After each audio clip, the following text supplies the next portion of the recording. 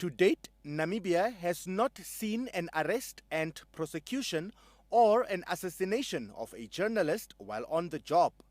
The country has also retained its top spot in the press freedom ranking in Africa according to the World Press Freedom Report compiled by Reporters Without Borders. But recent incidences places a threat to press freedom and impunity enjoyed by those in power, say Namibian journalists. About a month ago, a number of journalists were detained for a few hours while on the job covering the Shut It All Down protest by youth against gender-based violence. They were released without any charges. Despite that, journalists today held a silent protest in Independence Avenue in solidarity with journalists from across Africa and the globe. Today is a day of reflection.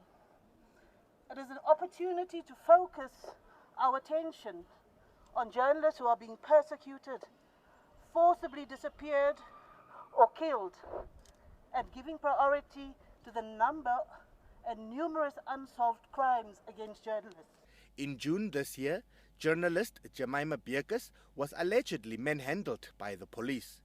She subsequently opened a case, and Beekes claims that to this day nothing has come of this case. Personally, I have been manhandled by the police. I'm still waiting for a response from the police. So absolutely, I agree. There is impunity against journalists, and we really need to speak out.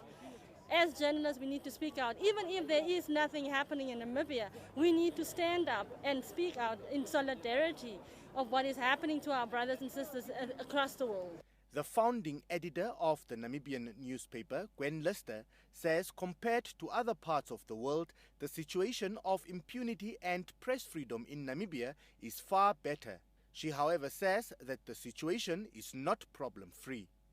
I think secrecy has a lot to do with the problems of journalism. So I think obviously we're a bit disappointed. Doesn't look like the access to information law will go through this year because we believe that will help not only our citizens but also journalists. These are some of the views by journalists who observed the day. We have some early signs that we are beginning to notice also within the Namibian journalism landscape, where certain incidents are allowed to pass through, slip through the fingers, and when it comes to media freedom and the sacrosanct role it plays in a democracy, you can never be complacent about it.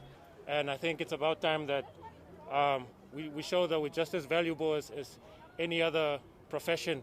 And I think we still haven't faced serious deaths or stuff towards journalists.